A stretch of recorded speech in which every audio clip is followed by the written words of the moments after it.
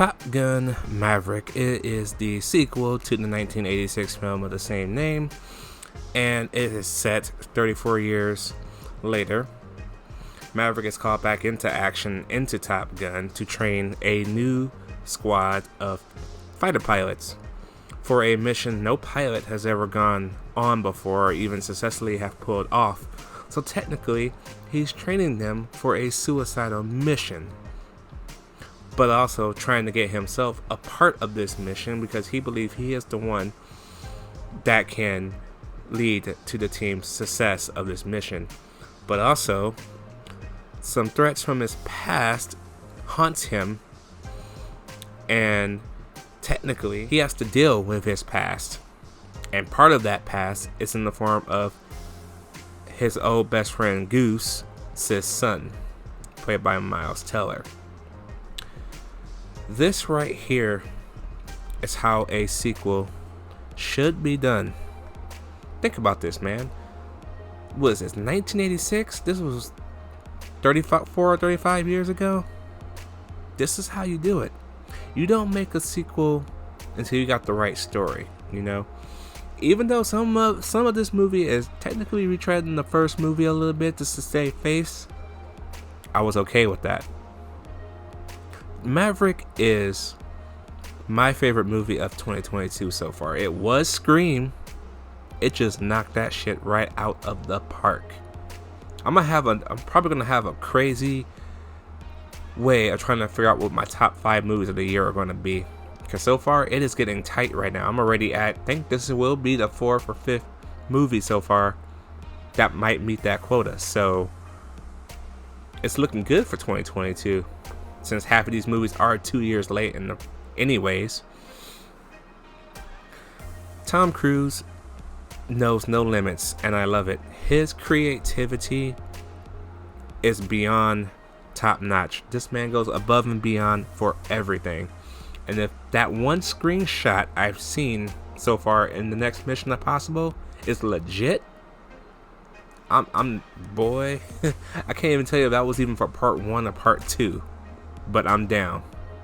And it involves another airplane again, because Tom Cruise loves to hang off air. But the fact that he took this whole cast, trained them military style to actually fly these jets. Of course, some scenes are CGI for like the action scenes and stuff like that, but the fact that they're actually flying these jets, it's crazy. It's fucking crazy, and I love it for how fucking nuts that is. The commitment, the dedication to not only just Tom Cruise but the cast and crew as well. What the fuck? I am lost for words, and I love that shit. Now the action is awesome. Since most of the action is already practical effects as it is, that just makes it even more, exhilarating, but also makes it more tense, because shit can go wrong real fast. Especially since the actors, there's a part in the special features where that I saw on TV that the cast actually had to have their own camera setups themselves inside their own cockpits. So awesome shit. The dogfighting is amazing. The story between Tom Cruise and his ex-flame, now played by Jennifer Connelly, which is a miles better upgrade from the old girl from the first movie. I'm sorry, you're not beating Jennifer Connelly in this, man. Nope. Yeah, she's awesome in this movie. Now I know she doesn't get much to do in this movie. She's kind of sidelined a little bit, but she's there. She serves her purpose, and technically she goes, but then comes back again when her purpose is served again. So I understand that. I just wish we had more Jennifer Connelly, because it's Jennifer Connelly, bruh.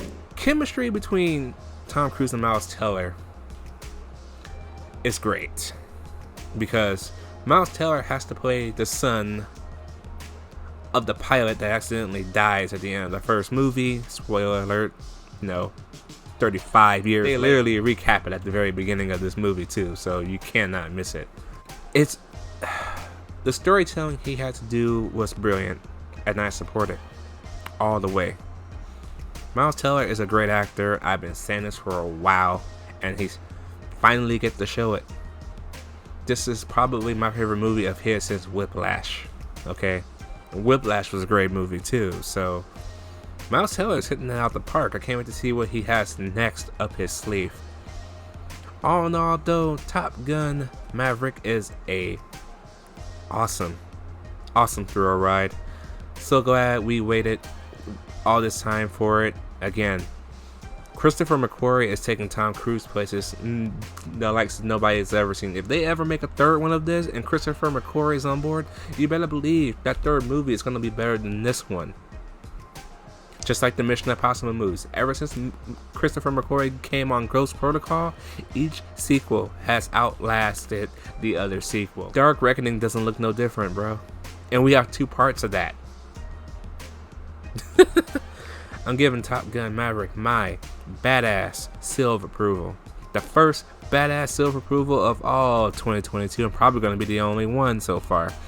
Let me know what you guys think about Top Gun Maverick down below. Did you enjoy the first one or the second one the most? Silly question, I know, but I need a question. Let me know down below, and I'll catch you guys later.